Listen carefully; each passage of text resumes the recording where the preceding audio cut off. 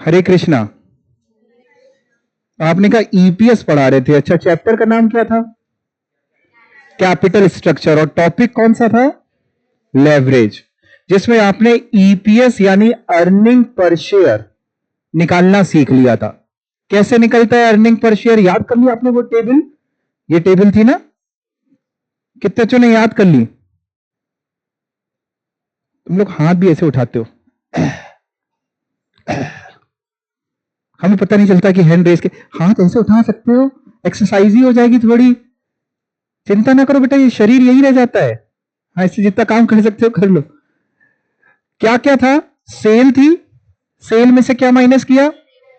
Variable cost. तो क्या आया? कंट्रीब्यूशन। ये आप देख के बता रहे हो कि आपको आता है? आता है। कंट्रीब्यूशन में से क्या माइनस किया? Fix cost. तो क्या आई थी? ईबीआईटी। ईबीआईटी का full form earning before interest and tax. EBIT का एक और नाम क्या होता है?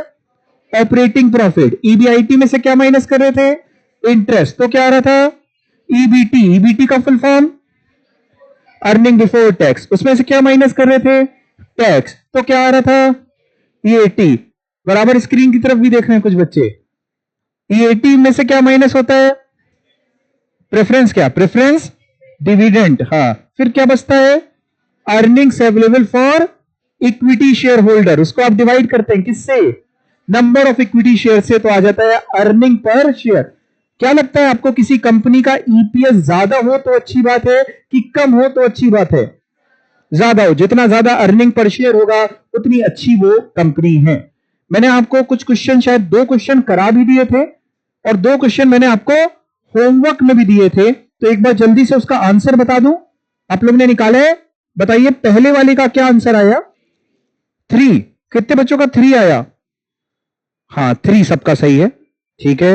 और दूसरे का 43। 43 कितने बच्चों का आया? ओके। तो आपने देखा कि जब सेल बढ़ रही थी, बाकी सारी चीजें उतनी थी, तो आपका ईपीएस कहीं ना कहीं बढ़ा था। पहले 3 था, फिर 43 हुआ। तो अगर भविष्य में आपकी सेल और बढ़ती है तो आपका अर्निंग पर शेयर बढ़ने की संभावना है। कोई ऐसा बच्चा तो नहीं है जिसका ये आंसर ना आया हो या किसी पॉइंट में कोई डाउट हो? सबका आ गया है? ठीक है। तो ये हम लोगों ने पढ़ लिया था। अब मैं आपको थोड़ा सा आगे लेके चलता हूं और जरा आप 1 मिनट इधर देखना। मैं आपको एक कॉन्सेप्ट समझाता हूं। जो टॉपिक हम लोग पढ़ रहे हैं लेवरेज, अभी तक मैंने आपको यही नहीं समझाया कि होता क्या है। जानबूझ के नहीं समझाया। पहले आपने ईपीएस सीख लिया, अब आप ध्यान से समझिएगा। देखिए, आपको जैसा कि पता है कि अपन सेल्स लेते हैं, सेल्स में से क्या माइनस करते हैं? Variable cost. तो क्या आता है? कंट्रीब्यूशन। अच्छा, एक चीज और, जैसे हम वीसी लिखते हैं तो हमको अलाउड है, ठीक है ना? आप नहीं लिखेंगे। आप क्या लिखेंगे? हाँ, फुल फॉर्म लिखेंगे। ठीक है। सेल में से वेरिएबल कॉस्ट गई तो क्या आया? Contribution less fix cost. तो क्या आया? ईबीआईटी। वैसे तो आपको इसके नीचे की पूरी टेबल आती है ईपीएस तक, लेकिन अभी केवल इतनी की बात करते कि सेल में से अपन ने वेरिएबल हटाई तो कंट्रीब्यूशन, फिक्स कॉस्ट हटाई तो ईबीआईटी। वेरिएबल और फिक्स का भी अंतर मैंने आपको समझाया था। वेरिएबल कॉस्ट वो कॉस्ट जो as per production, as per volume change होती है। वॉल्यूम मतलब आवाज की बात नहीं कर रहे, प्रोडक्शन की बात कर रहे, क्वांटिटी को वॉल्यूम भी कहते हैं। और फिक्स कॉस्ट वो रहती है जो फिक्स रहती है irrespective of the level of activity. ठीक है। चलो अब मान लेते हैं एक कंपनी है जिसने लेट से सेल करी 100 लाख की। ये सारी फिगर्स मान लेते हैं, थोड़ी देर लैक्स में है। एक कंपनी ने सेल करी 100 लाख की। इसकी वेरिएबल कॉस्ट थी लेट से 20 लाख की। तो बताओ कंट्रीब्यूशन कितना हुआ? 80 लाख। सिंपल है। और फिक्स कॉस्ट मान लेते हैं 40 लाख की। तो ईबीआईटी 40 लाख। तो इसमें तो कोई दिक्कत ही नहीं। अगर ये टेबल हमें पता हो तो अपन माइनस तो कर ही लेंगे। इस कंपनी ने नेक्स्ट ईयर बड़ी मेहनत करी। पिछले साल 100 लाख की सेल थी, इस साल इसने बहुत अच्छी ग्रोथ करी और लेट से इसकी सेल डबल हो गई। मतलब पहले 100 लाख रुपए का माल बेचती थी, अब बेचने लगी 200 लाख रुपए का। जरा गेस करिए कि अगर सेल 100 की 200 हो गई तो जाहिर सी बात है अगर हम ना भी निकाले तो हमें पता है कि ईबीआईटी 40 का डबल यानी कितना 80 हो जाएगा। भाई जब सेल डबल हुई है तो ईबीआईटी भी डबल हो जाएगा, कम थोड़ी ना होएगा। क्लियर? जरा चेक करते आपने जो कहा क्या वाकई वही होगा। एक बार चेक करते बहुत ध्यान से, कुछ नोट नहीं करना आपको, सिर्फ देखते रहिए, पहले दिमाग को चलाइए। सर आपने कहा कि सेल डबल हो जाएगी तो ईबीआईटी बच्चों ने कहा कि डबल हो जाएगा, उसी को जरा चेक करते हैं। लेट्स से सेल 100 की हो गई 200, all figures are in lakhs. Variable cost 20 की 40। क्यों 40? भाई पहले अगर आप मान लीजिए ये 100 पेन बनाते थे तो 100 पेन बनाने की 20 रुपए की कॉस्ट आती थी, तो अगर आप 200 पेन बनाएंगे तो 40 रुपए की कॉस्ट आएगी, रॉ मटेरियल लेबर वगैरह। तो वेरिएबल कॉस्ट तो उसी प्रपोर्शन में चेंज होती है जिस प्रपोर्शन में सेल चेंज होती है। अगर 200 में 40 माइनस कर दे तो कंट्रीब्यूशन विल बी 160।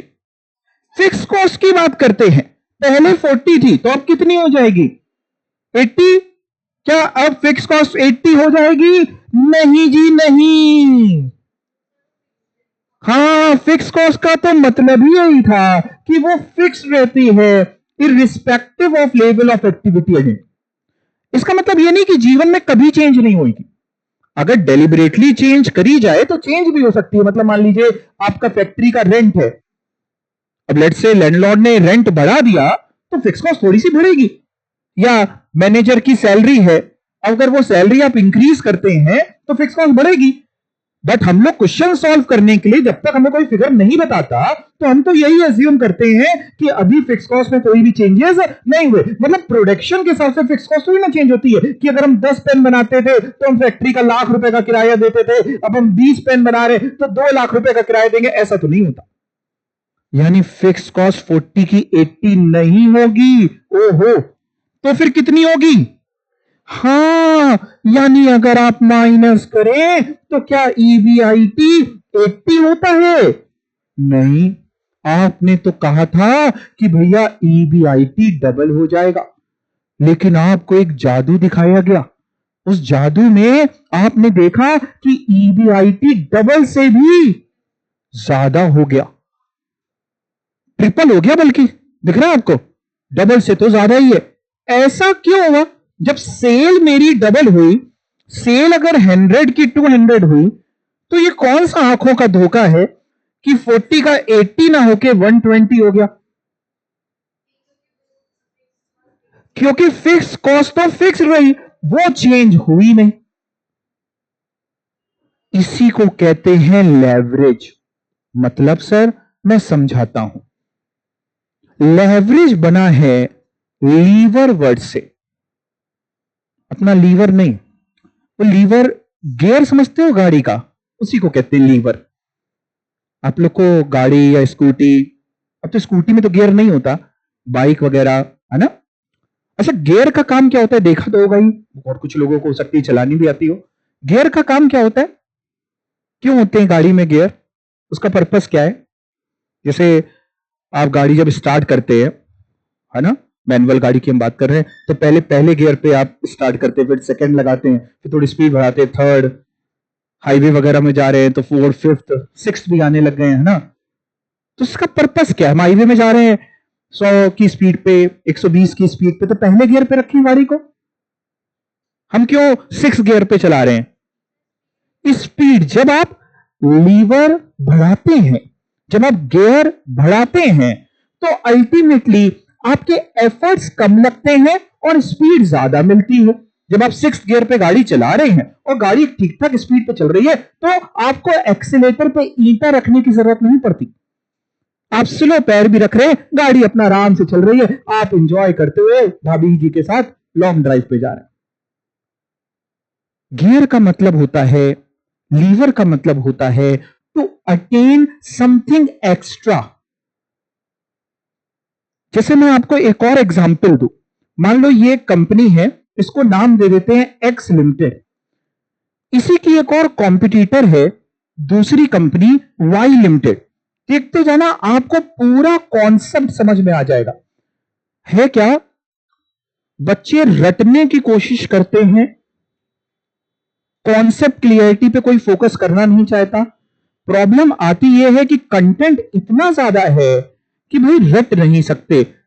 आज तक स्कूल लाइफ में आपने कितनी चीजें रटी हैं, हिस्ट्री रटी है, सिविक्स रटी है। अभी हम कुछ पूछ लें आपसे तो क्या याद है? Answer is no. अच्छा, आपको अपना नाम पता है? किस दिन रटा था बैठ करके? My name is my name. आपको अपना एड्रेस पता है? मोबाइल चलाना पता है? रटा था बैठ करके कि रील के लिए पहले आ जा, आप चलाते गए, आ गया। रटा नहीं, समझ लिया एक बार।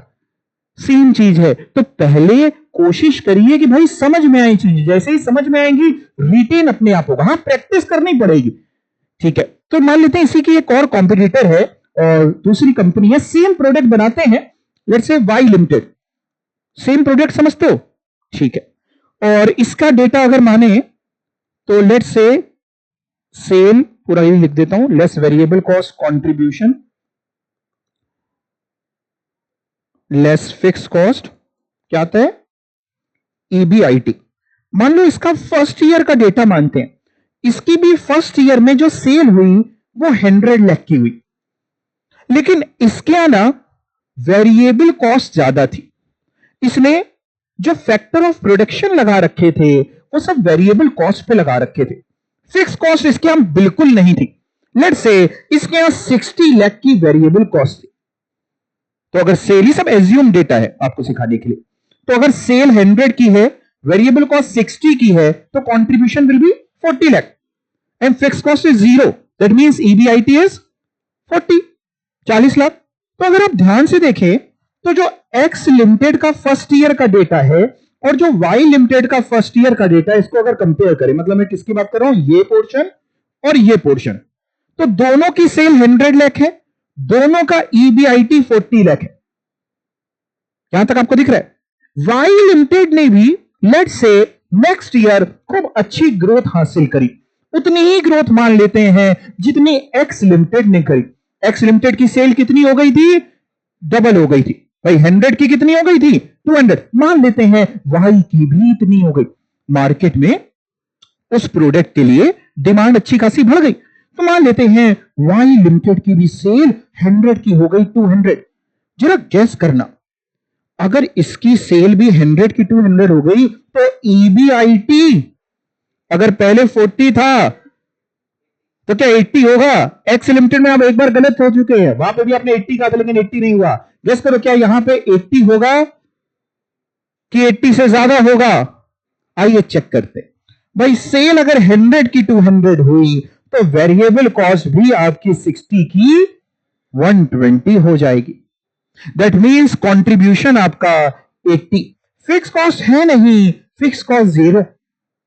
और ईबीआईटी की बात करें 80 लाख। अब देखिएगा ध्यान से, दोनों के पहले साल में सेल सेम थी और ईबीआईटी भी सेम था। दूसरे साल में लेकिन एक्स लिमिटेड आगे निकल गई। सेल तो सेम है लेकिन ईबीआईटी एक्स लिमिटेड का ज्यादा है as compare to Y limited. Y limited आपके पास आया है और वो आपसे पूछ रहा है, वाई ऐसा क्यों हुआ कि मेरा ईबीआईटी केवल 40 का 80 हुआ और एक्स लिमिटेड का ईबीआईटी 40 का 120 हो गया? वाई लिमिटेड आपको पढ़ा लिखा समझ रहा है, बताओ क्या आंसर दोगे उसको? ऐसा क्यों हुआ? क्योंकि वाई लिमिटेड ने फिक्स कॉस्ट नहीं लगा रखी थी। फिक्स कॉस्ट का यही फंडा है कि साहब एक लेवल ऑफ एक्टिविटी से अगर आप ऊपर निकल गए तो आपको देना तो उतना ही पड़ेगा फिक्स, लेकिन आपके प्रॉफिट ज्यादा हो जाएंगे। यानी इस सिचुएशन से आपको क्या समझ में आया? मैं 2 ऑप्शन दूंगा, पहले क्वेश्चन पूछूंगा, 2 ऑप्शन दूंगा, जिसको जो अच्छा लगे बताना, जो दिल से आए। पहले तो क्वेश्चन पूछूं, फिक्स कॉस्ट, इस पूरी को देख के एक्स को और वाई को लेके हमको क्या समझ में आया कि फिक्स कॉस्ट जितनी ज्यादा हो उतनी अच्छा, एक ऑप्शन है, और दूसरा है कि जितनी कम हो फिक्स कॉस्ट उतनी अच्छी। और जाहिर सी बात है, देख करके तो अपन को यही समझ में आ रहा है कि फिक्स कॉस्ट जितनी ज्यादा हो उतनी अच्छी। उसका बेनिफिट क्या मिलेगा, उसका एडवांटेज क्या मिलेगा, कल को अगर आप ग्रो करोगे तो आपका ईबीआईटी उससे ज्यादा ग्रो करेगा। मतलब जैसे कहते हैं ना कि तुम एक कदम तो बढ़ाओ, भगवान तुम्हारे साथ है। भैया मान लो कोई बच्चा की किस्मत बहुत अच्छी, बहुत बढ़िया है, लेकिन वो सुबह उठता ही नहीं है, पूरे दिन बिस्तर में पड़ा रहता है। उसकी किस्मत इतनी अच्छी है कि उसको भगवान ने लिख के दिया था कि तुम सीएस कर लो, एग्जाम में जाओगे तो तुम पास हो जाओगे, लेकिन वो एग्जाम में गया ही नहीं। एक बार तो मेहनत करनी पड़ती, वो तो करी नहीं उसने। तो यानी फिक्स कॉस्ट जितनी ज्यादा हो उतनी अच्छी, ऐसा आप कह रहे हैं। मैं पता नहीं आपकी बात से सहमत हूं कि सहमत नहीं हूं। चलो मैं आपको एक और एग्जाम्पल देता हूं। अभी आपने 2 साल का डेटा देखा, लेट्स से थर्ड ईयर, मान लेते हैं थर्ड ईयर में कोविड आ गया। कोविड आके जा चुका है ना, लेकिन एग्जाम्पल लेने के लिए बेटर है। कोविड आ गया, अब कोविड आया तो मार्केट में प्रोडक्ट्स की डिमांड कम हो गई भाई, केवल जो एसेंशियल आइटम्स थे वो बिक रहे थे, जैसे दारू वगैरह वो पहले खोल दिया गया लॉकडाउन में, समझिए हमारे देश की हालत। खैर, तो साहब मान लेते हैं कोरोना आ गया और एक्स लिमिटेड की सेल तीसरे साल में as compare to first year आधी हो गई। यानी पहले साल में अगर 100 थी तो थर्ड ईयर में 50। मैं थोड़ा सा यहां पे इसको लिख के आपको समझाने की कोशिश करता हूं। ये वाला पोर्शन मैं हटा देता हूं, है ना, ये तो समझ में आ ही रहा है आपको कि क्या डेटा है। यहां पे जरा लिखता हूं, मान लो थर्ड ईयर में ऐसा हुआ कि इसकी सेल, फर्स्ट ईयर को देखना केवल एक्स लिमिटेड के लिए, पहले अगर 100 थी तो कितनी हो जाएगी 50, variable cost 10, contribution 40, very good, fix cost 40, EBIT 0। अब भाई इसका इंपैक्ट केवल एक्स लिमिटेड पे तो पड़ा नहीं होगा, वाई पे भी पड़ा होगा, है ना। वाई पे भी पड़ा तो वाई की भी सेल पहले ईयर के कंपैरिजन में लेट से आधी हो गई, तभी तो कंपेयर हो पाएगा जब सेम डेटा लेंगे। तो पहले 100 थी तो अब कितनी हो गई 50, तो उसकी variable cost 30, contribution 20, fix cost 0, that means EBIT. अब इस साल कौन खुश है, वाई की एक्स, एक्स तो एक्स हो गया। इस साल कौन खुश है, वाई। क्यों वाई, वाई लिमिटेड क्यों खुश है, क्योंकि भैया सेल गिरी और एक्स लिमिटेड का ईबीआईटी 0 पहुंच गया, वहीं पे वाई लिमिटेड अभी भी सस्टेन कर रहा है और पॉजिटिव ईबीआईटी दे रहा है। जिसका कारण क्या है, अगेन वही कारण है जो पहले था, फिक्स कॉस्ट। क्वेश्चन फिर से रिपीट करता हूं, फिक्स कॉस्ट जितनी अच्छी, जितनी ज्यादा हो उतनी अच्छी, कि जितनी कम हो उतनी अच्छी। क्योंकि आपने पहले बोला ज्यादा हो तो अच्छी, दोबारा में आप कहना क्या चाहते हैं, कम हो तो अच्छी। देखिए साहब, ना ज्यादा ना कम,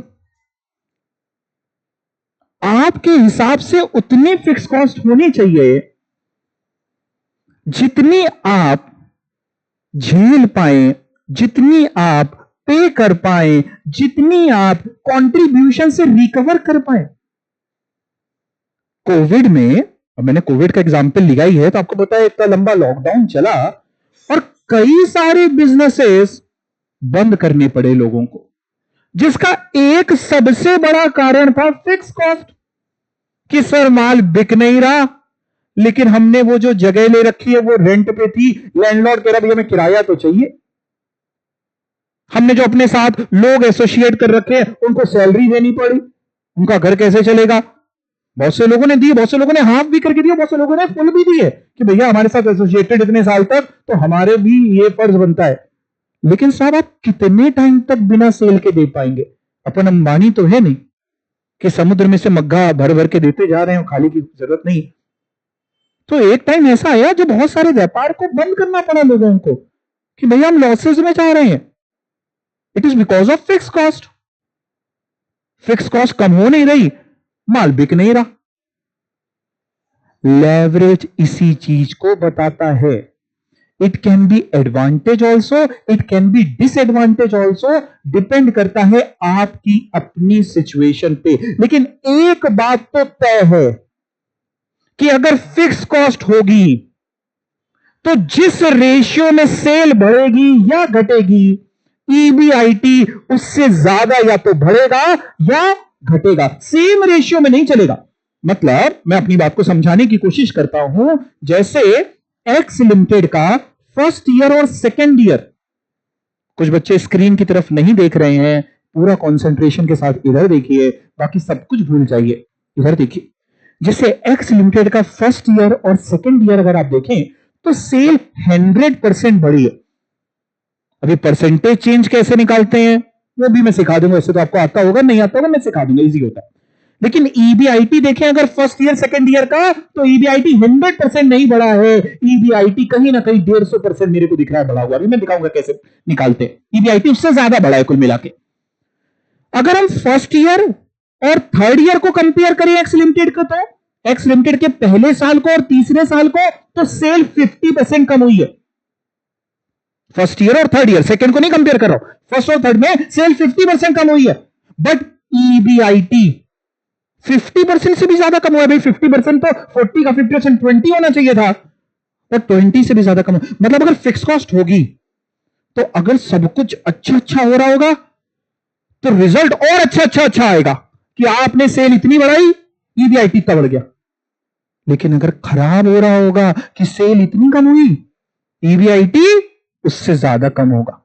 लेकिन जहां पे फिक्स कॉस्ट नहीं है, जो रेड पेन से लिखा है वाई लिमिटेड का, वहां पे आप देखिए जिस प्रपोर्शन में सेल बढ़ी है या गिरी है, सेम प्रपोर्शन में ईबीआईटी बढ़ा है या गिरा है। यानी सेम डायरेक्शन में चलता है। सेम डायरेक्शन मतलब कि सेल अगर इंक्रीज होगी तो ईबीआईटी भी इंक्रीज होगा, अगर सेल डिक्रीज होगी तो ईबीआईटी भी डिक्रीज होगा, in the same ratio. Check करें अगर वाई लिमिटेड का फर्स्ट ईयर और सेकेंड ईयर, तो आप देखिए पहला साल और दूसरा साल सेल 100 की 200 हुई, जस्ट डबल हुई, यानी 100% बढ़ा। और ईबीआईटी भी तो 40 का 80 ही हुआ है, डबल हुआ है, 100% बढ़ा है। और अगर हम फर्स्ट ईयर और थर्ड ईयर को कंपेयर करें वाई लिमिटेड को, फर्स्ट ईयर ये पहला साल वाई लिमिटेड का, और ये आखिरी साल मान लेते हैं वाई लिमिटेड का थर्ड ईयर, तो सेल आप देखिए कितनी हुई, 100 की 50, यानी कितनी हुई, आधी हो गई। 50% गिर गई, आधी हो गई आपके लिए। वहां पे ईबीआईटी भी अगर आप देखें तो 40 का कितना हो गया, 50%, यानी सेम रेशियो, सेम डायरेक्शन जब फिक्स कॉस्ट नहीं है। बट जब फिक्स कॉस्ट है तो डायरेक्शन तो सेम मूव करेगा, लेकिन रेशियो जो होगा वो अलग होगा। जितना सेल में चेंज आएगा उससे ज्यादा चेंज आएगा आपके ईबीआईटी में। यहां तक बात समझ में आई? इसी चीज को स्टडी करता है, इसी चीज को बताता है लेवरेज। जैसा कि मैंने आपको कहा कि लेवरेज बना है लीवर वर्ड से। लीवर वर्ड का मतलब है टू अटेन समथिंग एक्स्ट्रा, कुछ ज्यादा कमा लेना। But it can be disadvantage also. जैसे मान लो शेयर्स में हम पैसा इन्वेस्ट करते हैं और बैंक में एफडी में पैसा इन्वेस्ट करते हैं, ज्यादा कमाने की संभावना कहां पे है, शेयर्स में। But it can be negative also, कि हमने तो आज रिलायंस के शेयर खरीद लिए 100 शेयर, कि जब हमारे बच्चे बड़े होंगे तो अरबपति बन जाएंगे। हो सकता है आज हमने रिलायंस के शेयर 1500 के भाव में खरीदे, 10 साल बाद वो 1000 का नहीं बचा। किसी को क्या पता। बहुत बड़ी बड़ी कंपनियां हैं, जैसे यस बैंक वगैरह, एक समय पे कितने थे, आज कहां पहुंच गए। आप समझने की कोशिश करिए। लेकिन एफडी में आपको पता है कि इतना मिलेगा। तो आमतौर पे एडवांटेज तो है, बट डिसएडवांटेज भी हो सकता है। तो जहां पे ज्यादा रिटर्न की बात आएगी वहां रिस्क एसोसिएटेड है। अब इस पूरी बात से आपको क्या लगता है, 3 ऑप्शन देता हूं, अब अभी तक 2 दे रहा था, अब 3।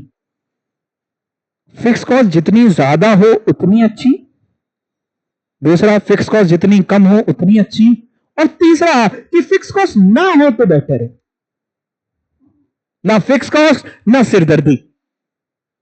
जब जीवन ही नहीं तो मृत्यु का मतलब ही नहीं। हाँ, और मरने का डर क्यों है? क्योंकि जन्म हुआ। क्या कहते हैं, फिक्स कॉस्ट ज्यादा अच्छी, कम अच्छी, कि ना हो तो अच्छी, या चौथा अगर आप अपने मन से लगाना चाहें, नन ऑफ दी अबव, कुछ और बोलना चाहें तो भी आप बोल सकते हैं। कौन सा लगता है आपको? पहला ऑप्शन, जितनी ज्यादा उतनी अच्छी। हैंड करें। हाँ, नहीं है, अच्छा हमें लगा आप हैंड करें, एक्सरसाइज कर रहे थे। कम हो तो अच्छी, ओके, और ना हो तो अच्छी, ना हो तो अच्छी। और बाकी बच्चे सत्संग में आए हैं, बाबा जी वो बता रहे, मान, अरे अपना दिमाग तो लगाओ। वेरिएबल को थोड़ी ना इफेक्ट करती, कम अच्छी। देखिए सर, अगेन इसका सही आंसर है कि डिपेंड करता है सिचुएशन टू सिचुएशन। बिजनेस का मतलब ही है रिस्क, अनसर्टेनिटी, और अगर आप बिल्कुल भी रिस्क नहीं लेंगे तो फिर गेन भी नहीं कर पाएंगे। जीवन का भी यही नियम है। आपके मन में हो सकता है एक डर हो कि कल को हमारा एग्जीक्यूटिव निकलेगा भी कि नहीं निकलेगा, लेकिन वो डर क्यों है? क्योंकि आप ये कोर्स कर रहे हैं। अब आप भी ना कर रहे होते, आप भी सिंपली कानपुर यूनिवर्सिटी से ग्रेजुएशन कर रहे होते तो आपको भी डर नहीं होता, आप भी इस समय यहां ना बैठ के जी स्क्वायर में घूम रहे होते, हाथों में हाथ डाले। हाँ, किसी के भी हो सकता है, फ्रेंड के, आपको भी क्या ही परवाह, भैया मुझे देना ही नहीं है। लेकिन साहब, फ्यूचर किसका ब्राइट है? आज तो आपने वो सेक्रीफाइस किया, घूम सकते थे, पिक्चर देख सकते थे, है ना, बढ़िया खा पी सकते थे। क्यों सेक्रीफाइस किया? फ्यूचर के लिए। तो भैया रिस्क तो लेनी पड़ेगी, तभी जाके भविष्य में हम कुछ तो बेहतर होंगे। नहीं भी बन पाए तो नॉलेज तो गेन कर ही रहे हैं। तो यकीन मानिए, नॉलेज कभी वेस्ट नहीं जाती।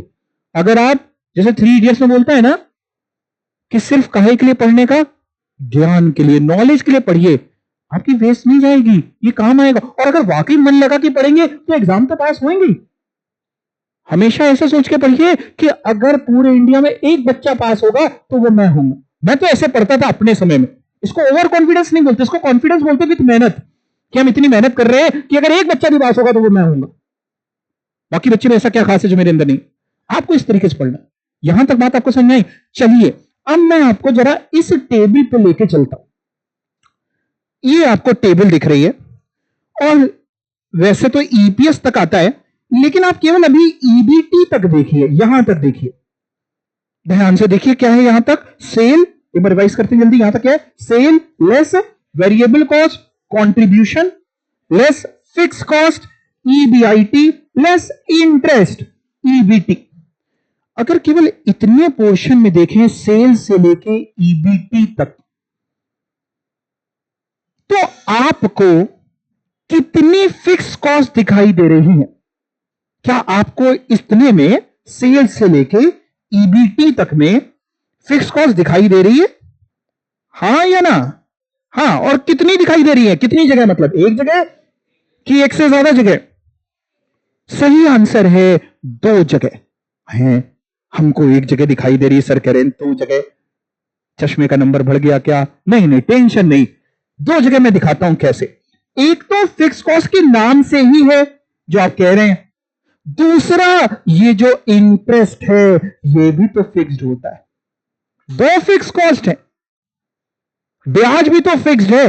बैंक से अगर हम लोन लेके आए हैं, लेट्स से हम बैंक से 1 करोड़ का लोन लाते हैं 10% रेट ऑफ इंटरेस्ट पे, तो इंटरेस्ट विल बी 10 लाख। अब हम ज्यादा प्रोड्यूस करें, उस पैसे से ज्यादा कमा ले तो भी 10 लाख देना है, कम कमाए तो भी 10 लाख देना है। यानी एक तो नाम से ही है और दूसरी भी जो है वो भी फिक्स कॉस्ट है। अंतर दोनों में यह है कि जो ऊपर वाली है, जो फिक्स कॉस्ट के नाम से है, वो है फिक्स ऑपरेटिंग कॉस्ट, ऑपरेट करने की, व्यापार को चलाने की fix cost, fix operating cost. दूसरे वाले को हम लोग बोलते हैं fixed financial cost. Financial cost समझते हैं? फाइनेंस जहां से आपने लिया है, पैसा फाइनेंस जहां से कराया है, उसके लिए कॉस्ट चुका रहे। किस फॉर्म में? इंटरेस्ट के फॉर्म में। फिक्स ऑपरेटिंग कॉस्ट, दूसरी fix financial cost. Fix operating cost जैसे फैक्ट्री का रेंट, मैनेजर की सैलरी, प्रोडक्शन मैनेजर की सैलरी, इस तरीके की चीजें जो है वो सब आपकी फिक्स ऑपरेटिंग कॉस्ट में। और दूसरा है फिक्स फाइनेंशियल कॉस्ट।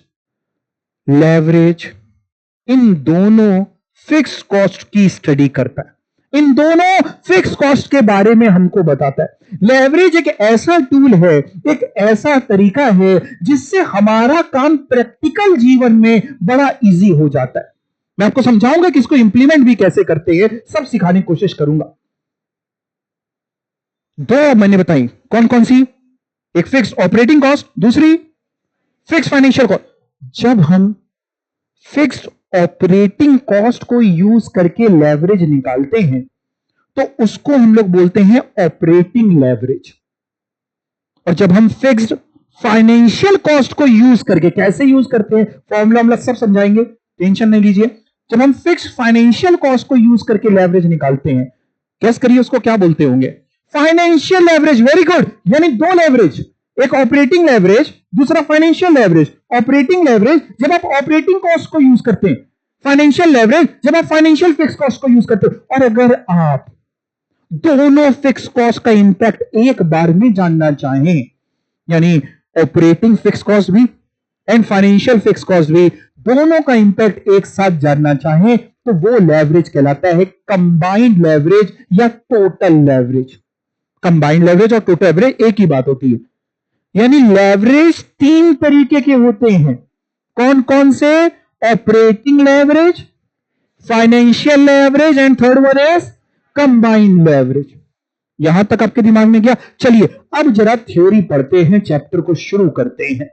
यानी अभी तक आप समझिए कि आप स्टार्टर्स खा रहे थे, अब मेन कोर्स में आते हैं, जरा देखते हैं क्या है। बहुत ध्यान से स्टार्टिंग से ही चलते हैं। मीनिंग ऑफ लेवरेज, कि लेवरेज का सर आखिर मतलब क्या है, चलिए देखें। The term leverage refers to an increased means of accomplishing some purpose। Leverage का क्या मतलब है? कि आप कुछ ऐसे मीन्स यूज कर रहे हो ताकि आप अपना पर्पस, आप अपना ऑब्जेक्टिव जल्दी अचीव कर पाओ। जैसे मान लो आपको लेट से 100th फ्लोर पे जाना है, 100वीं मंजिल पे। दो ऑप्शन है, स्टेयर्स है, लिफ्ट है। क्या यूज करोगे? लिफ्ट। क्यों लिफ्ट यूज करोगे? जल्दी भी पहुंच जाएंगे और पहुंच जाएंगे। दूसरा मेन है कि पहुंच जाए, सीढ़ी चढ़ के पहुंच ही जाएंगे। और लेट से फर्स्ट फ्लोर पे जाना है, वो बात अलग है कि आज के काहिल कुछ होंगे जो कहेंगे अरे लिफ्ट से चलना, लेकिन नॉर्मली आपके जैसा एक्टिव भाई, आप लोग यंग लोग है ना, पहली मंजिल पे जाना है भैया, तो जीना भी है, लिफ्ट भी है, क्या प्रेफर करेगा? अरे बोलो ना। कह रहे सर बोल तो स्टेयर्स रहे, लेकिन सच बताए खड़े हम लिफ्ट के पास ही रहते हैं। पहली मंजिल में हम पैसा तो दिया ही है, तो हो सकता है कोई लोग फ्लैट में रहते हो तो स्टेयर से जाएंगे भैया। क्यों? क्योंकि अभी लिफ्ट बुलाएंगे, आएगी, फिर भरेगी, फिर अरे पहुंच जाएंगे, थोड़ा सा शरीर भी हिल जाएगा।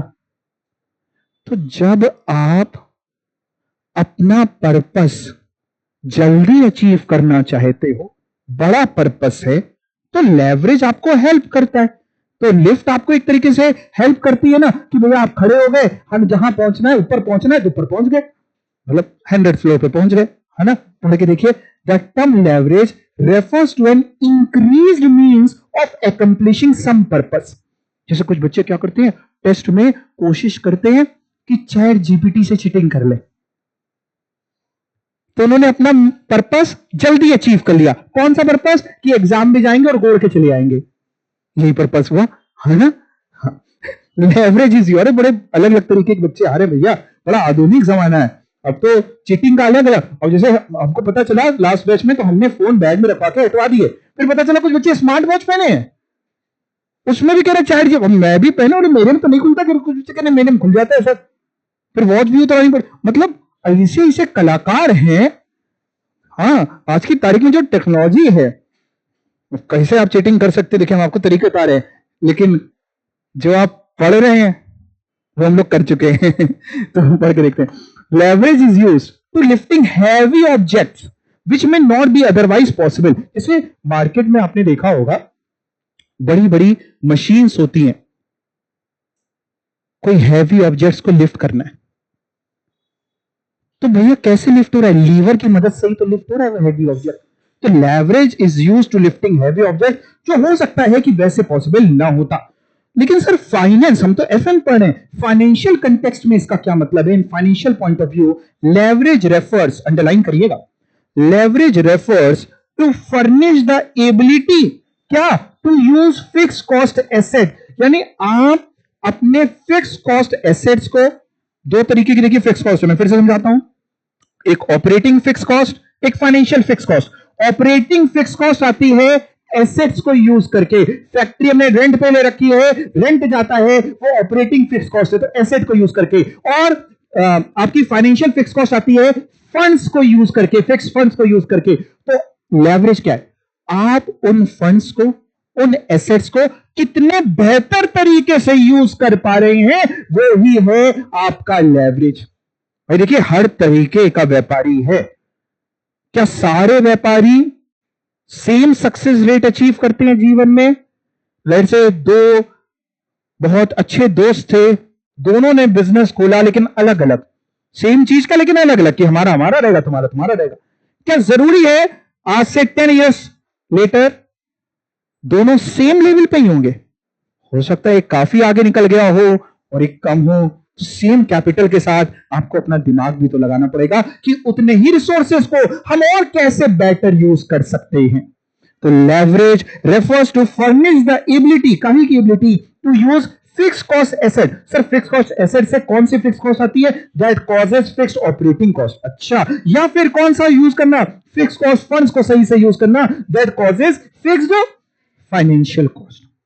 जैसे मान लीजिए आपने बैंक से लोन लिया, अब बैंक आपसे एक सर्टेन रेट ऑफ इंटरेस्ट लेगा। मान लो आपने 1 करोड़ का लोन लिया, 1 CR का लोन उठाया, let's say rate of interest is 10%। तो इसीलिए लेते हैं कि आपको कैलकुलेटर वगैरह ना उठाना पड़े। तो 1 करोड़ का 10% का मतलब हो गया कि आपको सालाना 10 लाख रुपए का ब्याज देना। अब आपने उस पैसे को कहीं पे इन्वेस्ट किया, अब आप उससे रिटर्न कमा रहे हैं।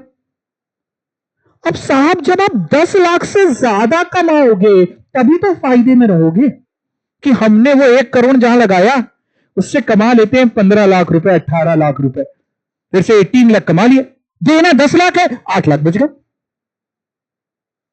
This is positive financial leverage. उल्टा 1 करोड़ ले तो आए। बहुत सारे व्यापार में देखिए बिजनेस करना, और आज के टाइम पे चाहे किसी तरीके का बिजनेस हो, बड़े स्केल पे हो चाहे छोटे स्केल पे हो, इजी नहीं है, बहुत कंपटीशन है। तो 1 करोड़ का लोन ले तो आए, 10% पे भी ले आए, लेकिन जहां लगाया वहां कमा पाए केवल 8 लाख। तो ब्याज आज का थोड़ी ना देना है भैया, ब्याज तो देना पड़ेगा। 10 लाख का तो 2 लाख तो जेब से देना पड़ेगा। Negative financial leverage. तो आप उन फंड्स को कितने अच्छे से यूज कर रहे हो, कहां पे इन्वेस्ट कर रहे हो, जितनी लागत आएगी, लागत मतलब ब्याज जो देना पड़ेगा, जितनी लागत आएगी उतना रिटर्न, उससे ज्यादा रिटर्न आप अचीव कर भी पाओगे कि नहीं कर पाओगे, ये सब लेवरेज स्टडी करता है। तो एक बार मैं फिर से लाइन पढ़ रहा हूं, leverage refers to furnish the ability to use, क्या? दो चीजें, फिक्स कॉस्ट एसेट या फिर इधर है तो फिक्स कॉस्ट फंड्स।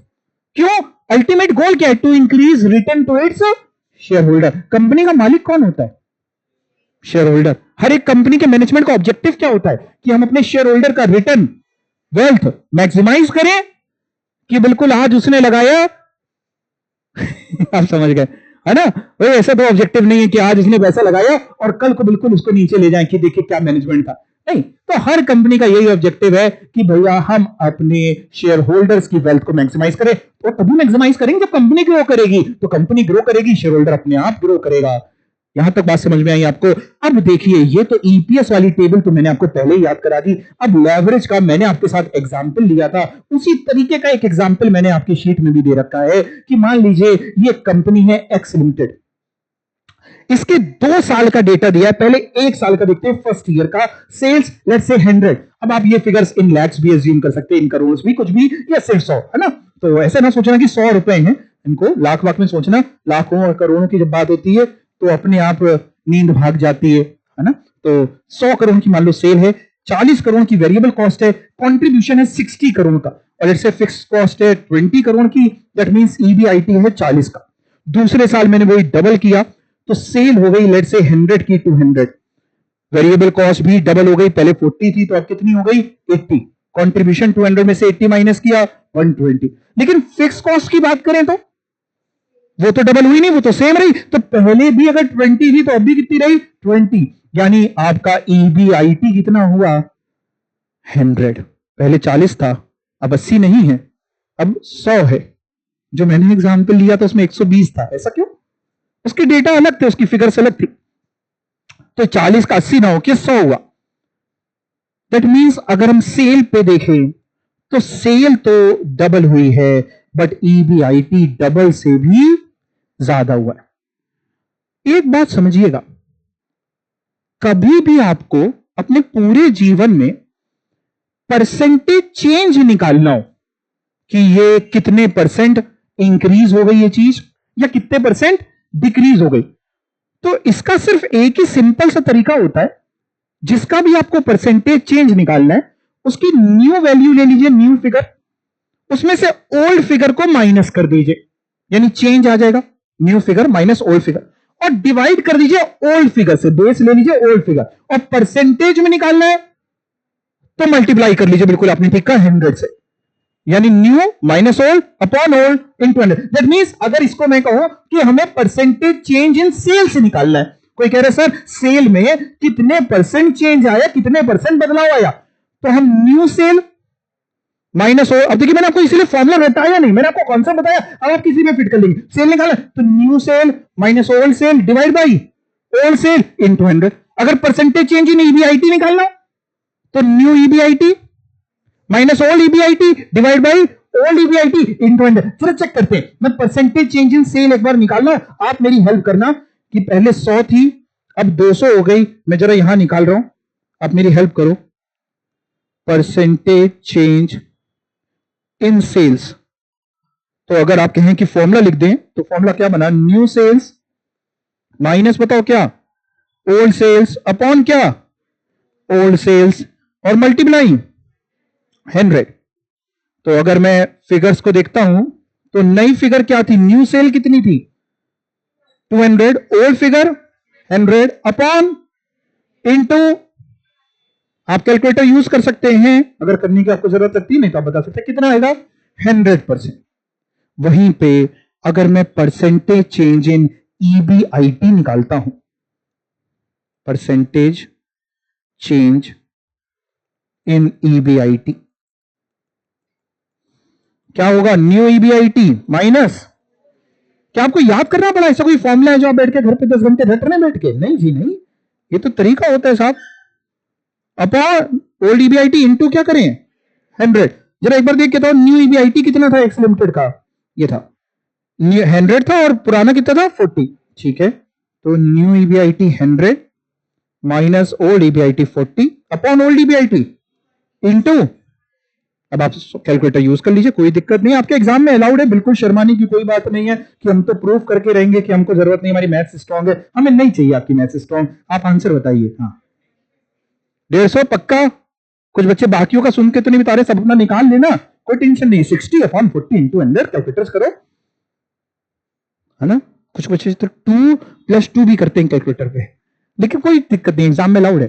कितना 150%, आर यू श्योर, पक्का?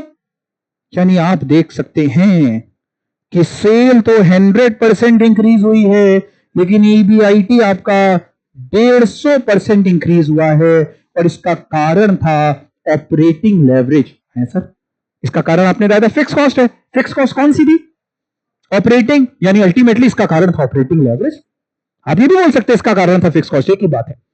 यहां तक बात आपको समझ में आई? वहीं पे मैंने आपके साथ एक और एग्जांपल भी लिया है। एक्स लिमिटेड का तो हो गया कि इसकी परसेंटेज चेंज इन सेल आप देखिए 100%, दिख रही स्क्रीन की तरफ, और percentage change in EBIT 150%। Notes नहीं आप लोग के पास? नोट्स हैं, ठीक है। वाई लिमिटेड का देखो, वाई लिमिटेड का फर्स्ट ईयर सेकेंड ईयर, अब आप देखो तो वाई लिमिटेड में मैंने फिक्स कॉस्ट 0 कर दी, तभी तो कंपेयर कर पाएंगे कि क्या इंपैक्ट आ रहा है। तो अगर वाई लिमिटेड का देखते हैं तो sale 100, variable cost 50, contribution 50, EBIT 50। अगर सेकेंड ईयर की बात करें, जस्ट डबल हो गई सेल 100 की 200, तो वेरिएबल कॉस्ट 50 से कितनी हो गई?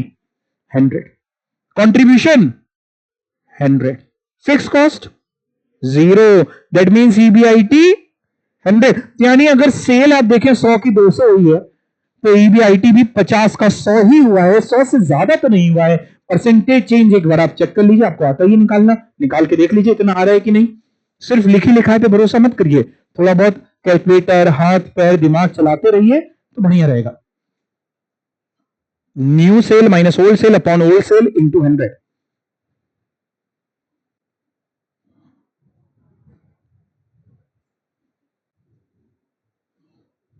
100% आता है, और परसेंटेज चेंज इन ईबीआईटी निकाली है। अब आज आप फिर कैलकुलेटर यूज कर रहे हैं, मतलब मोबाइल पे कैलकुलेटर कर रहे हैं। कितने अच्छे कैलकुलेटर लाए हैं, और जो अभी भी मोबाइल पे कर रहे हैं, कितने अच्छे मोबाइल पे कर रहे हैं। कब लाएंगे कैलकुलेटर? हमको एक डेट बता दो, उससे पहले हम नहीं बोलेंगे। एक डेट बता दो, 3 महीने 4 महीने, कितना टाइम दे कैलकुलेटर के लिए? दिखाओ एक बार कैलकुलेटर जितने बच्चों के पास है ऊपर करके, ऊपर करो।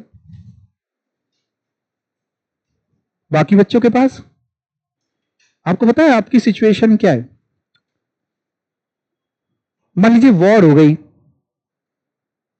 आप लड़ने जा रहे पाकिस्तान से, हथियार वगैरह कुछ नहीं लेके गए, पहुंच गए।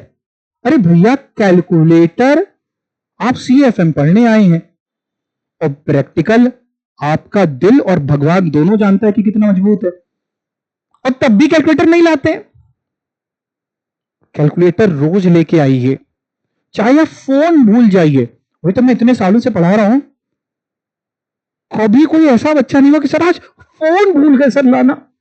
एक बार सांसें भूल सकते हैं कि अरे सर आखिरी सांस पता नहीं कब ली थी, याद ही नहीं आ रहा।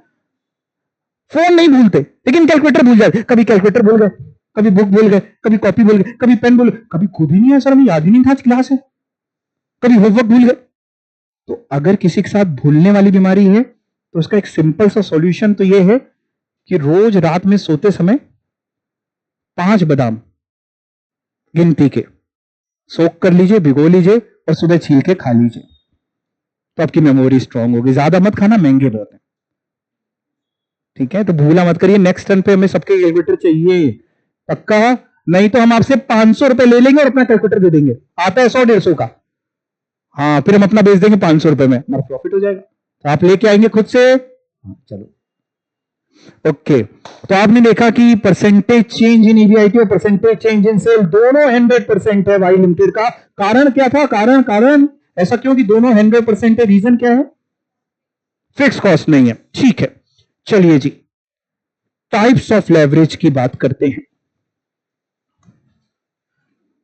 लेवरेज 3 तरीके के होते हैं। Leverage can be classified into 3 major headings according to the nature of the finance mix of the company. कौन कौन से?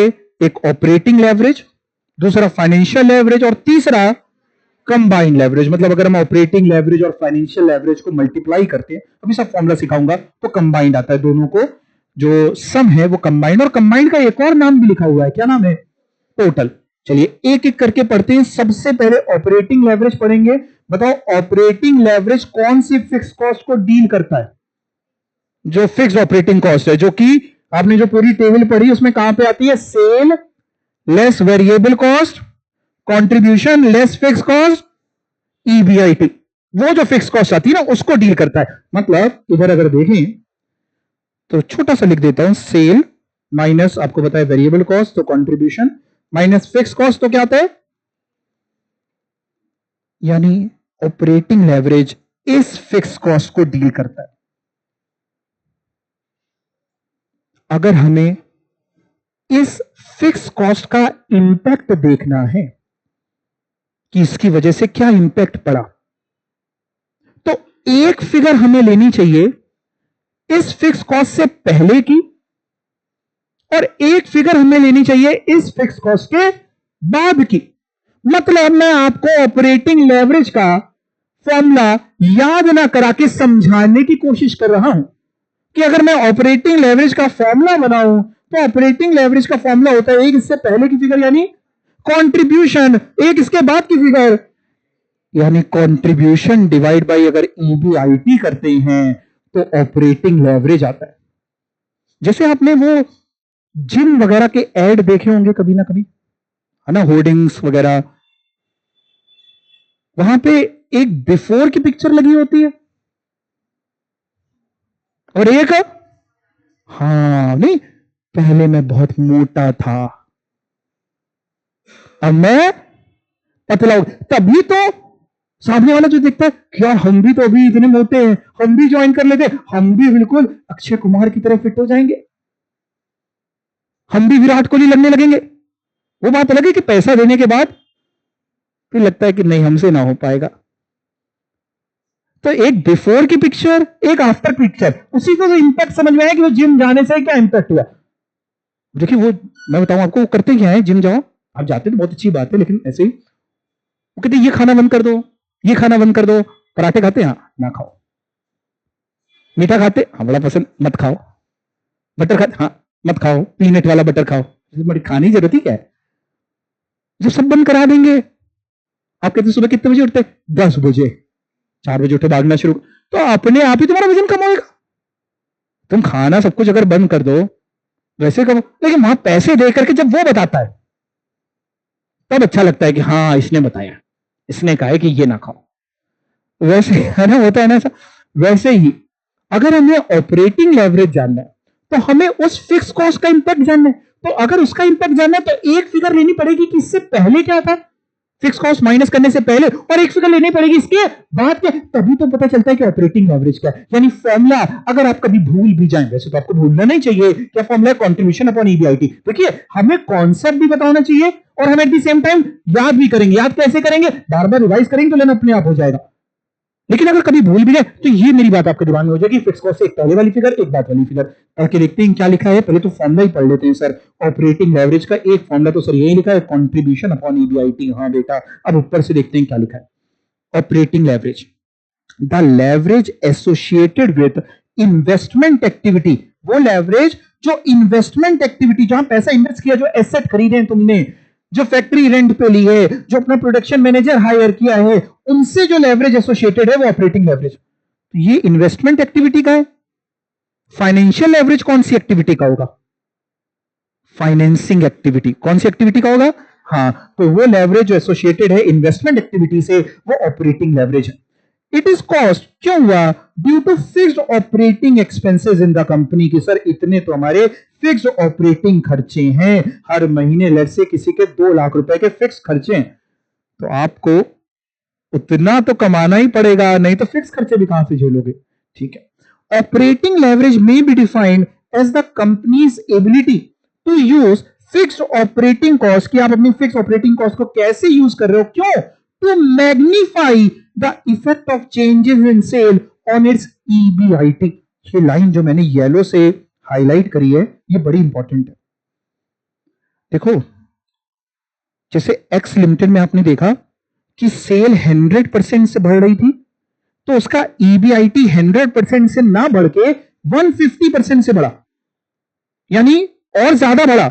उसको हम बोलते हैं मल्टीप्लाइंग इफेक्ट या फिर मैग्नीफाइंग इफेक्ट, दोनों एक ही बात है कि भैया हमने सेल तो बढ़ाई 100% लेकिन हमारा ईबीआईटी 100 से ज्यादा बढ़ा, या हमने सेल बढ़ाई 10% ईबीआईटी 15% बढ़ा। This is magnifying effect. वहीं पे वाई लिमिटेड का अगर देखें तो वहां पे कोई मैग्नीफाइंग इफेक्ट नहीं था, वहां पे अगर सेल भी 100% बढ़ रही थी तो ईबीआईटी भी 100% ही बढ़ रहा था। तो लेवरेज से क्या है, हमने फिक्स ऑपरेटिंग कॉस्ट लगाई, फिक्स ऑपरेटिंग कॉस्ट से क्या हुआ, हमको मैग्नीफाइंग इफेक्ट दिखाई दिया। किसका, एनी चेंज इन सेल, किससे रिलेटेड, किसमें आएगा, अगर सेल में कोई चेंज करोगे तो किसमें मैग्नीफाइंग इफेक्ट आएगा, ईबीआईटी में। अब ये लाइन फिर से पढ़ो, ईबीआई ऑपरेटिंग लेवरेज क्या है? टू मैग्नीफाई, जो हाईलाइट क्या क्या पढ़ो, to magnify effect of change in cell.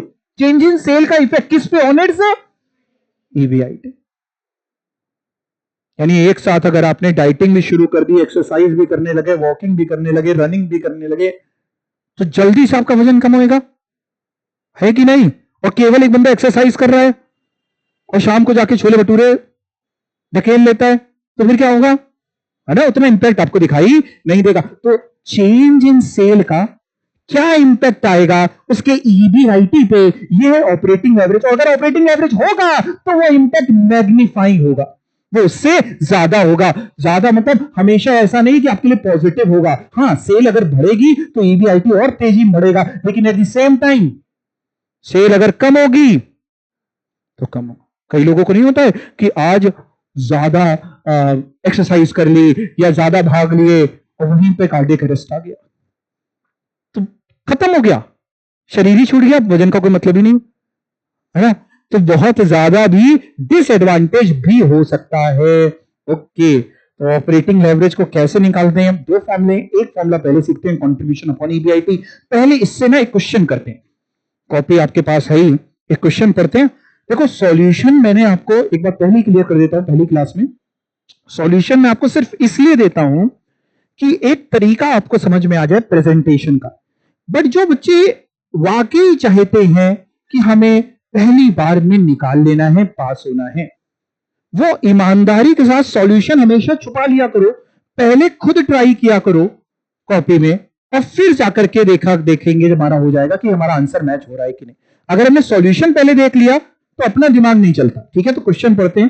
From the following selected operating data determine degree of operating leverage. ठीक है, ऑपरेटिंग लेवरेज बताना है और क्या बताना है? Which company has the greater amount of business risk और वाई। ये बात की बात है। पहले ऑपरेटिंग लेवरेज, दो कंपनियां हैं, कंपनी ए और कंपनी बी, सेल्स दी है, फिक्स कॉस्ट दी है, variable expenses as a percentage of sale दिए हैं, 50% कंपनी ए के लिए और 25% कंपनी बी के लिए। और कॉपी में करेंगे, साथ में मैं आपकी हेल्प भी करूंगा। तो आप कॉपी खोलिए, कॉपी में हेडिंग डालिए, कैलकुलेशन ऑफ, क्या निकालने वाले हैं बताइए? Calculation of operating leverage. देखिए एग्जाम में आप जितना प्रॉपर हेडिंग डाल के सही तरीके से आप प्रेजेंट करेंगे, उतने बढ़िया आपको नंबर मिलेंगे। कैलकुलेशन ऑफ ऑपरेटिंग लेवरेज या स्टेटमेंट शोइंग ऑपरेटिंग लेवरेज, और टेबल बना लीजिए। लेकिन टेबल सेल से शुरू करके पूरी ईपीएस तक नहीं जरूरत है, सेल से कहां तक बनेगी, हाँ बस वहां तक हमारा काम हो जाएगा। तो सेल यानी तीन कॉलम बन जाएंगे। सबसे पहले एक पर्टिकुलर्स का, तीन कॉलम क्यों बन रहे हैं? देखो, एक पर्टिकुलर्स का और दो कंपनियां हैं, तो एक कंपनी ए का और बगल में कंपनी बी का। एक पर्टिकुलर्स हो गया, फिर दूसरा कंपनी ए हो गया, फिर कंपनी बी हो गया।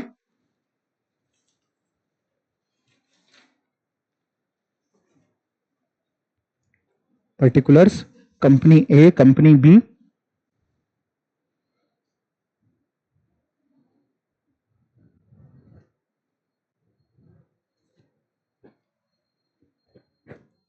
लेवरेज की स्पेलिंग देख के ठीक करिए, ई लिखिए।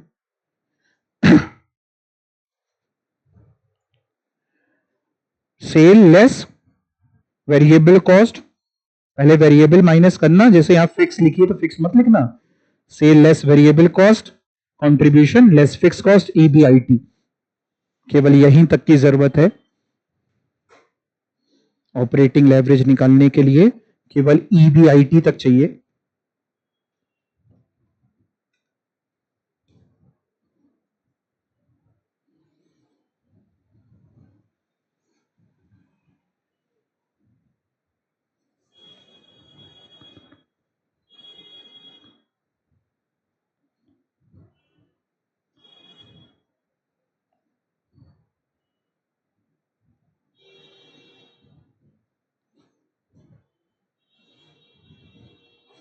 वेरिएबल कॉस्ट आप निकाल पाएंगे ना, जैसे लास्ट टर्न पे भी निकाली थी। तो पहले वाले की 50% है, तो 50% किसकी निकाल रहे हैं? सेल्स की। ठीक है,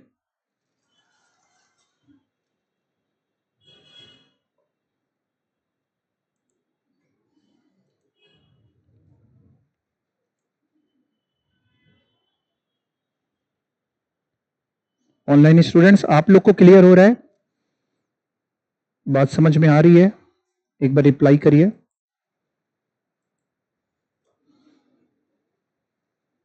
किसी को कोई भी डाउट हो या कुछ भी ना समझ में आया करे तो पूछ लिया करिए।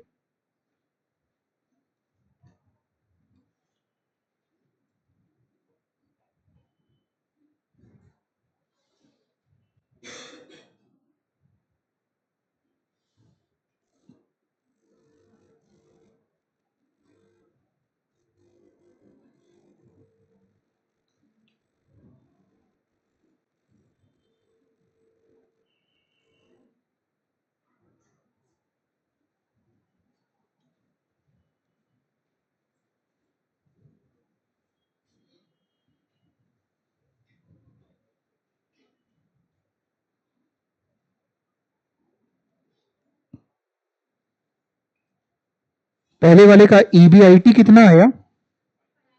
5 लाख। और दूसरे वाले का 7,50,000। ठीक है, अब आप ऑपरेटिंग लेवरेज निकालिए फॉर्मूला लगा करके।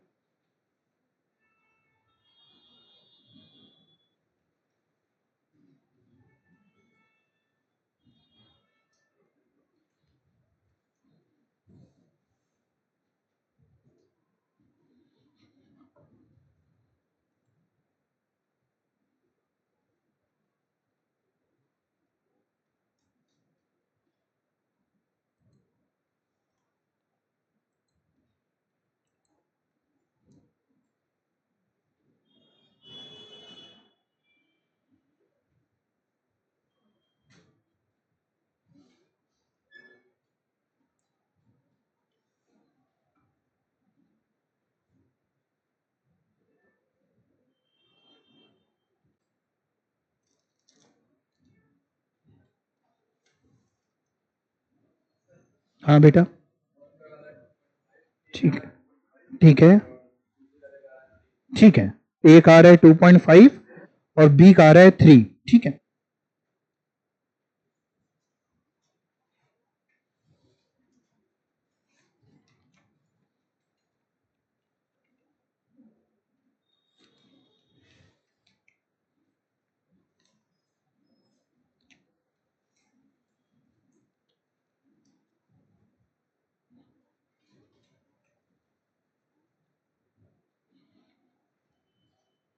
फॉर्मूला क्या हो जाएगा? Contribution upon EBIT.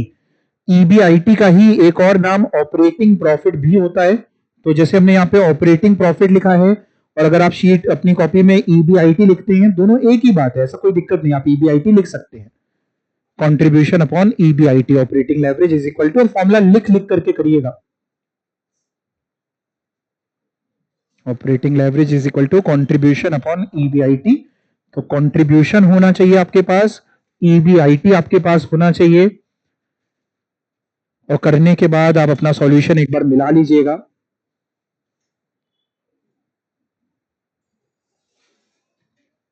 फॉर्मूला एक बार लिख के करो, तब तो मतलब ये लिखो ना, क्या चीज क्या डिवाइड करिए। Operating leverage is equal to contribution upon EBIT. आ गया? कितने बच्चों का आ गया? 2 भी आ गया, और दूसरे का 2.5 पहले का और दूसरे का 3। ठीक है,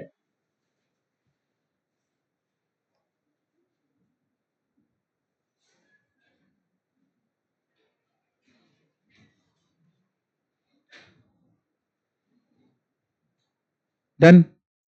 अब इस क्वेश्चन में एक चीज और पूछ रहा था, एक तो कह रहा था निकालिए साहब, दूसरा कह रहा था किसका ऑपरेटिंग लेवरेज ज्यादा है, यानी किसकी बिजनेस रिस्क ज्यादा है। देखो, जितनी फिक्स्ड ऑपरेटिंग कॉस्ट ज्यादा होगी उतना ऑपरेटिंग लेवरेज ज्यादा होता है। अभी मैं आपको करके भी समझाने की कोशिश करूंगा। जैसे जैसे फिक्स्ड ऑपरेटिंग कॉस्ट बढ़ती है वैसे वैसे ऑपरेटिंग लेवरेज बढ़ता है। ऑपरेटिंग लेवरेज का मतलब है कि आपकी बिजनेस से संबंधित रिस्क बढ़ रही है। देखिए, फिक्स कॉस्ट अगर आप बढ़ा रहे हैं, ऑपरेटिंग फिक्स कॉस्ट, तो आपकी बिजनेस रिस्क बढ़ रही। बिजनेस रिस्क मतलब ऑपरेशन की रिस्क बढ़ रही। ऑपरेशनल रिस्क बोलो या बिजनेस रिस्क बोलो, एक ही बात। तो जैसे यहां पूछ रहे थे क्वेश्चन में, which company has the greater amount of business risk और वाई। तो इसका एक बार अगर आप सिर्फ पढ़ें, ऐसा नहीं कि आपको यही एग्जैक्टली लिखना है, लेकिन आपको समझ में आएगा किस तरीके से लिख सकते हैं कमेंट में। Operating leverage for company B is higher, B का ज्यादा था क्या? किसका ज्यादा था? बी का। तो बिजनेस रिस्क किसकी ज्यादा है? बी की। कह रहा operating leverage for company B is higher than that of company A. Company B has a higher degree of operating risk. यानी अगर कल को जो भी चेंज सेल में होगा उसका इंपैक्ट, उसका मैग्नीफाइंग इंपैक्ट कंपनी बी में एज कंपेयर टू कंपनी ए ज्यादा दिखाई देगा। कंपनी ए में भी मैग्नीफाइंग इफेक्ट आएगा लेकिन कंपनी बी में उससे भी ज्यादा आएगा। मैं आपको समझाता हूं, देखो होता क्या है, समझना इधर। मान लो अगर किसी का लेट्स से ऑपरेटिंग लेवरेज हम मान लेते हैं 2 है, जैसे इसमें 2 तो किसी का नहीं आया, समझाने के लिए आपको 2, इसका मतलब क्या होता है वो समझो। अगर किसी का ऑपरेटिंग लेवरेज 2 आया तो इसका मतलब यह होता है कि सेल में आप जो भी चेंज करेंगे उसका 2 टाइम्स चेंज ईबीआईटी में होगा। अगर किसी का ऑपरेटिंग लेवरेज 2 आया तो इसका मतलब यह है कि अगर सेल लेट से 10% बढ़ेगी तो ईबीआईटी 10 इंटू 2 20% बढ़ेगा। जितना भी चेंज सेल में होगा उसका 2 टाइम्स, अगर ऑपरेटिंग लेवरेज 2 है तो उसका 2 टाइम्स चेंज ईबीआईटी में होगा in the same direction. In the same direction मतलब अगर सेल 10% गिरती है तो ईबीआईटी गिरेगा, लेकिन कितना? 20%। वहीं पर अगर जैसे मान लो किसी कंपनी का ऑपरेटिंग लेवरेज 3 है तो इसका मतलब क्या है? जो भी चेंज सेल में होगा उसका 3 गुना चेंज ईबीआईटी में होगा। मतलब अगर 5% सेल बढ़ती है और आपका ईबीआई, आपका ऑपरेटिंग एवरेज मतलब 3 है, 5% इंक्रीज होता है सेल में, तो ईबीआईटी कितना इंक्रीज होगा? 15%। सिंपल, कुछ नहीं करना, 5 इंटू 3 15%। समझ पा रहे हैं? और अगर किसी का ऑपरेटिंग लेवरेज 1 है तो इसका क्या मतलब हुआ? सेम प्रोपोर्शन में बढ़ेगा। मतलब अगर सेल 10% बढ़ेगी तो ईबीआईटी भी 10% बढ़ेगा। अगर सेल 10% कम होगी तो ईबीआईटी भी 10% कम होगा। और ऐसा कब होगा कि दोनों का प्रोपोर्शन सेम रहे? ऐसा कब होगा? जब आपके पास फिक्स कॉस्ट 0 हो। वाई लिमिटेड में देखा था ऐसा। मतलब सर आप कहना क्या चाहते हो? क्या आप यह कहना चाहते हो सर कि अगर फिक्स कॉस्ट 0 होगी तो ऑपरेटिंग लेवरेज 1 होगा?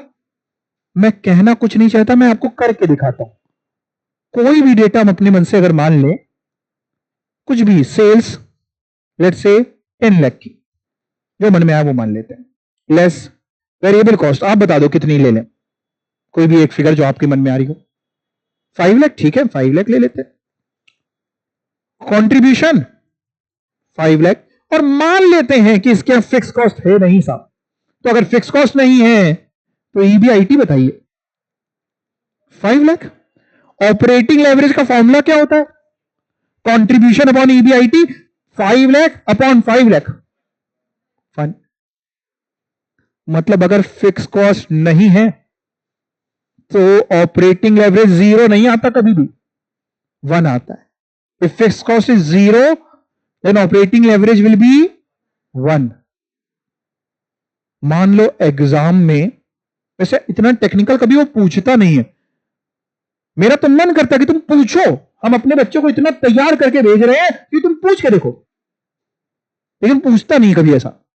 हमको पेपर बनाने को दे तो हम ऐसा पेपर बनाए कि दिमाग वाला बच्चा कर पाए। दिमाग मतलब जो पढ़ के आया, रट्टू तोता नहीं।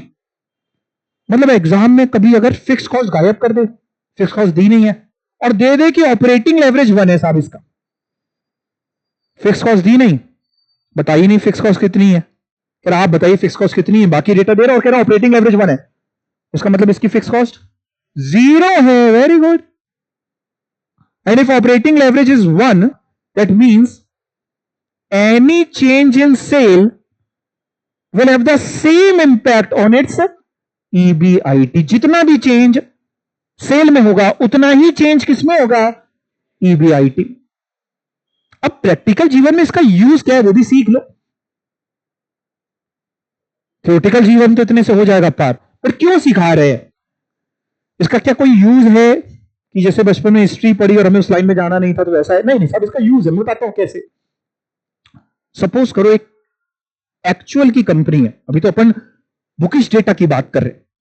बुकिश डेटा में क्या होता है ना, आपको दे देता है कि वेरिएबल कॉस्ट, जैसे यहां पे आपने बताया 5 लाख, लेकिन सोचो एक्चुअल में जब एक कंपनी होगी तो उसके यहां एक वेरिएबल कॉस्ट नहीं होगी, बहुत सारी तरीके की वेरिएबल कॉस्ट होंगी, बहुत सारी फिक्स कॉस्ट होंगी। ऐसे समराइज करके थोड़ी ना कोई दे देता है। जैसे आपने बचपन में जब आप छोटे थे तो हो सकता है आप स्कूल गए हो, कुछ बच्चों का इस पे भी रिएक्शन नहीं आया। स्कूल गए थे, कॉमर्स साइड से थे, फाइनल अकाउंट्स कभी किया था, वहां पे क्या देता था, ट्रायल बैलेंस दे देता था और अब फाइनल अकाउंट्स बना दे। तो ट्रायल बैलेंस क्या करता था, आधे पन्ने का दे दिया, एक पन्ने का दे दिया। अभी अब तुम प्रैक्टिकल जीवन में जब जाओगे तब तुम देखोगे हैं 30-30, 40-40, 50-50 पन्नों का ट्रायल बैलेंस है, उसके फाइनल अकाउंट्स बनने, उसका चीजें चेक करनी है। तो ऐसा थोड़ी नहीं है कि इतना कंसाइज होगा। अब सोचो मान लो एक कंपनी है, खूब सारे उसके खर्चे हैं, अलग अलग तरीके की वेरिएबल, अलग अलग तरीके की खूब सारी फिक्स कॉस्ट है, उसका पूरा डेटा कंपाइल हुआ किसी तरीके से और उसका प्रॉफिट निकला, मान लो उसका EBIT निकला। डायरेक्टर ने आपको बुलाया कि CS साहब इस बार का ये डेटा है, हमने सेल करी थी, ये सब है ना, और ये हमारा प्रॉफिट है, और हम लोग प्रोजेक्ट कर रहे हैं, प्रोजेक्ट समझते हैं, एस्टिमेट कर रहे हैं, फोरकास्ट कर रहे हैं कि नेक्स्ट ईयर ना हम लोग 20% ग्रोथ का टारगेट कर रहे हैं, 20% ग्रोथ का, मतलब सेल अपनी 20% से बढ़ाने का। और आप बताइए सही साहब, आप पढ़े लिखे हैं, वो कह रहे हैं कि EBIT कितना हो जाएगा अगले साल। मतलब पिछले साल का ऐसा डेटा था, पिछले साल का ऐसा डेटा था कि सेल थी मान लो 10 लाख की और EBIT था मान लेते हैं 2 लाख, और इसका ऑपरेटिंग लेवरेज जो पिछले साल का था वो 2 था, ऑपरेटिंग लेवरेज 2 था। और आपके डायरेक्टर ने कहा कि अगले साल हम लोग सोच रहे हैं ना कि यार सेल 20% से बढ़ाएंगे, मेहनत करेंगे कि सेल जो है वो 10 लाख ना हो करके 12 लाख हो जाए, 10 लाख का 20% बढ़ाएंगे तो 2 लाख, 10 + 2 अगले साल 12 हो जाए। और आपसे कह रहे हैं कि हमको जरा एक बार जाओ और बढ़िया से एक बार कैलकुलेशन करो कि अगले साल कितना EBIT होने की उम्मीद है। तो एक तरीका तो ये, आपने कहा ठीक है सर हम कैलकुलेशन करते हैं, हमको 2-4 महीने का सर समय दीजिए, अब पूरा काम करना पड़ेगा, सारी फिगर्स निकालेंगे, सब कुछ दोबारा से प्रोजेक्टेड बनाएंगे, फिर हम बताएंगे। और दूसरा तरीका है कि आप पढ़े लिखे थे, आप हमसे पढ़ के गए थे, आपने देखा ऑपरेटिंग लेवरेज 2 है, आपने कुछ बोला नहीं, आपने अपना कैलकुलेटर उठाया, 2 ऑपरेटिंग लेवरेज है, 20% सेल बढ़ाने के लिए कह रहे हैं, यानी 40% EBIT बढ़ेगा। अगर 20% सेल बढ़ेगी तो 40% EBIT। आपने पिछले साल का EBIT देखा 2 लाख, आपने कहा 2 लाख का 40% 80,000, आपने कहा सर 2,80,000 हो जाएगा। वहीं डायरेक्टर खड़े खड़े गिर गया, उसने कहा तुम यहां बैठो। यानी इसका यूज ये है कि आपके कैलकुलेशंस फास्ट हो जाते हैं, आपके प्रोजेक्शंस फास्ट हो जाते हैं, आप एस्टिमेट कर सकते हो कि साहब ऑप्टिमिस्टिक सिनेरियो रहेगा तो ये होने की चांसेस है, तो ऐसे में हमारी EBIT में क्या बदलाव होगा, पेसिमिस्टिक होगा, क्या हो सकता है। ये एक लेवरेज की खूबसूरती है। पढ़ाने वाले पढ़ा देते हैं, ये इंपैक्ट कोई नहीं बताता, ना बुक में मिलता है, और मिलता भी तो लिखित बातें हैं कि 2 है तो इसका मतलब ये, लेकिन इसको यूज कैसे होता है साहब, समझ पा रहे हैं। तो रियलिस्टिक में प्रैक्टिकल जीवन में डेटा जो होता है वो काफी ज्यादा होता है, वहां पे दोबारा पूरे कैलकुलेशंस निकालना, उतनी देर में आप n नंबर ऑफ काम और कर सकते हैं। ये है ऑपरेटिंग लेवरेज। क्लियर। तो ऑपरेटिंग लेवरेज अगर ज्यादा होगा मतलब आपकी फिक्स कॉस्ट ज्यादा होगी। यहां तक समझ में आया। चलिए अब आपका होमवर्क क्या है वो भी सुन लीजिए। आज की क्लास में जितना अपने ने पढ़ा है, घर जाके खाना ना खाना हो खाना खा लीजिएगा, उसके बाद एकांत में बैठ जाइएगा और आंखें बंद करके पहले हमको सोचिएगा मेरे बारे में, अच्छा ही सोचना, बुरा मत सोचना। सोचिएगा हमने क्या क्या बोला, क्लास लगा के ना बैठिएगा, सोचिएगा हमने क्या क्या बोला, उससे आपकी की मेमोरी शार्प होगी, दूसरा आपको समझ में आएगा, फिर आप पढ़िएगा, शीट को रिवाइज करिएगा। अगर आप डेली के डेली का काम करते चलेंगे तो आपको बहुत स्मूथली आराम से निकल जाएगा। देखिए मैं बताऊं आपको, अभी तक जितने एग्जाम हुए हैं, और ये मैं नहीं बोलता, ये हमारे पास्ट ईयर पास्ट स्टूडेंट्स बोलते हैं कि सर के शीट में से सब कुछ आ जाता है, सर ने जो क्लास में डिस्कस किया होता है क्वेश्चन आ जाता है। तो वो बच्चा जो क्लास में पूरी तरीके से 100% अटेंडेंस रखेगा, वो डिटॉल वाला ऐड नहीं आता है, तो डिटॉल से नहाइए, 100% attendance, timely homework completion, revision, जो भी हम टेस्ट लेंगे प्रॉपर सब कुछ अगर आप ईमानदारी से करेंगे, एग्जाम बहुत ठीक निकलेगा आपका। ठीक है, कुछ पूछना है आज की क्लास में किसी को? नहीं? चलिए, thank you so much, take care.